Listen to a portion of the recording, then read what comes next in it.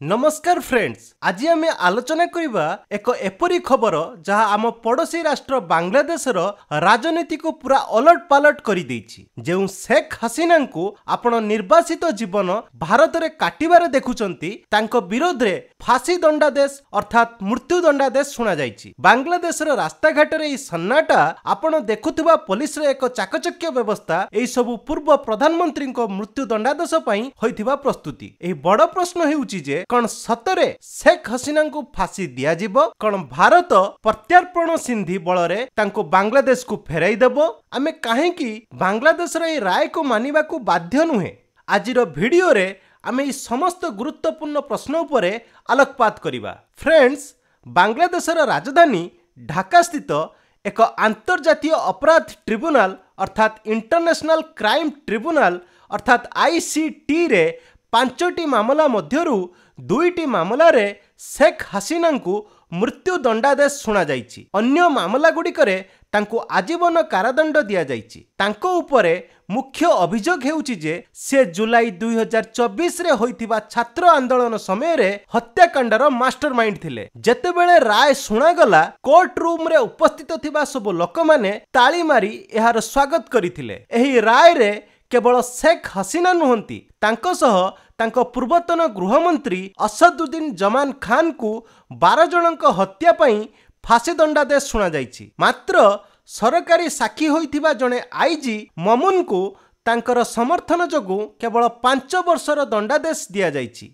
एठारे सबुठारु गुरुत्वपूर्ण विषय हेउछि जे कोर्ट एही दंडादेश देइछंती ताहा केते प्रभावशाली। नामरे लागिछि जो अंतर्जातीय, किंतु कार्य रे यह नुहे। बांग्लादेश रे ही कोर्ट को इंटरनेशनल क्राइम ट्रिब्यूनल अर्थात आईसीटी कुहा जाउथिले मध्य यह कौनसी अंतर्जातीय मान्यता प्राप्त नुहे। एथिरे कौनसी अंतर्जातीय विचारपति बसंती नाही। यह केवल बांग्लादेश सरकार चाहुथिबारु ए राय को आईसीटी रे सुना जाइछि।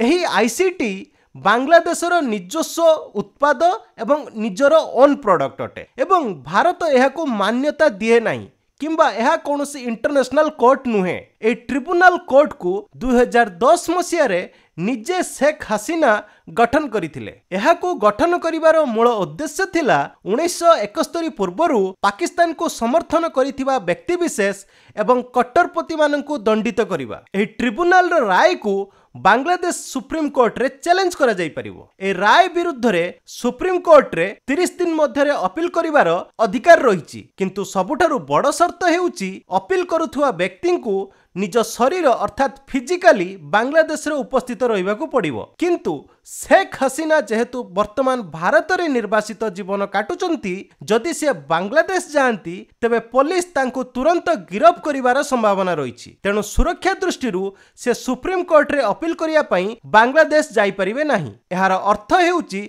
तांकर अपील करिवार अधिकार थिले मध्य से ताको कार्यकारी करि परिबे नाही। आहुरी मध्य ए ट्रिब्यूनल रे सुनानी समय रे शेख हसीना तरफरु केही भी उपस्थित नथिले। कौनसी विचार न्याय संगत हेबा पई जहा उपरे अभियोग थाए ताकू निज कथा कहिबार सुजोग मिलिबा निहाती दरकार। किंतु एही मामला रे यह एक तरफा फैसला होइगला भली लागुची। शेख हसीना दल आवामी लीग रो विरोध प्रदर्शन को रोकिया पई बांग्लादेश रो सरकार अत्यंत कड़ा पदक्षेप नैछंती। ढाका समेत समग्र बांग्लादेश रे शूट आउट साइट ऑर्डर जारी करा जाइछि, जहा फल रे कौनसी भी व्यक्ति प्रदर्शन करने को रास्ता को न आसंतु बोली कहा जाइछि। आश्चर्यजनक भावरे वर्तमान मुख्य उपदेष्टा मोहम्मद यूनिस जो मानक निष्पत्ति को नहीं शेख हसीना को मृत्युदंड देउछंती, से निजे भी सही बड़ी दमनकारी नीति आपणाउछंती। शेख हसीना जो छात्र छात्री माननकु गुली मारिबार निर्देश देइथिबारु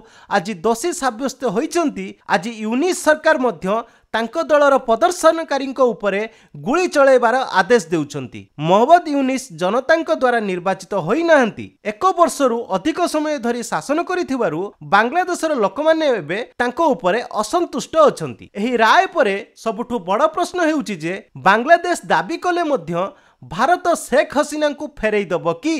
प्रथमतः एही आईसीटी राय कौनसी अंतर्जातीय कोर्टर राय नुहे। यह केवल बांग्लादेश अभ्यंतरीण निष्पत्ति। तेणु भारत एई फैसला को मानिबाकू बाध्य नुहे। शेख हसीना भारतर जड़े राजनीतिक निर्वासित भाव में जीवन बिताउछंती। भारत एही बड़ी राजनैतिक शरणार्थी को सबुठारु अधिक गुरुत्व देइथाय। भारत एवं बांग्लादेश मध्य प्रत्यार्पण संधि थिले मध्य राजनैतिक निर्वासन रहुथुवा व्यक्ति विशेष उपरे एही संधि लागू हुए नाही। भारतर नीति अत्यंत स्पष्ट। 1962 रु 1965 युद्ध समय चीन बारंबार तद्धित धर्मगुरु दलाई लामा को फेराई देबाकू कहिथिला, किंतु भारत राजनीतिक शरण को सर्वोच्च मान्यता देई तांको फेराई नथिला, बरं अधिक सुरक्षा जगाइथिला दलाई लामा को। ठीक सेहीपरि भारत शेख हसीना को बांग्लादेश को फेराइब नाही एवं तांको पूर्ण सुरक्षा जगाई देव। शेख हसीना पुओ मध्य कहिसंती जे भारत तांको मां को